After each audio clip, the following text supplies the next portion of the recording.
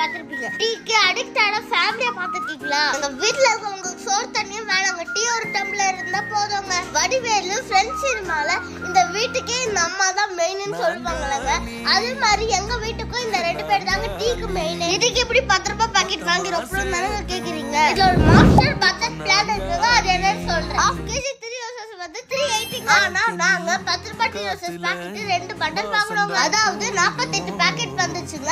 ஒரு பாக்கெட்ல 15 கிராம் இருக்குங்க. 2 பண்டலும் சேர்த்து எங்களுக்கு 720 கிராம் வந்துச்சுங்க. 2 பண்டலோட ரேட் எவ்வளவு தெரியுமாங்க? 420 ரூபாய் தாங்க. 1/2 kg 3 ரோசஸ் நம்ம கடையில வாங்க 380 rupees. ஆனா நாங்க ஹோல்சேல்ல வாங்குறதுனால 48 பாக்கெட் 420 ரூபாய்க்கு வாங்குறோம். 720 கிராம் வந்துச்சுங்க. 380 rupeesக்கு 500 கிராம் வாங்குறத விட 420 rupeesக்கு 720 கிராம் வாங்கிக்கலாம் தானங்க. அப்பப்ப டீ வச்சு சாப்பிடுறது ஒரு பெரிய செலவுங்க. இந்த பட்ஜெட்ல வேற டீ வச்சு சாப்பிடுறாங்க. இந்த பிளான் யாருக்கு வந்திருக்கும் தானங்க யோசிக்கிறீங்க? வேற யாரு? எங்க சித்தப்பா தாங்க.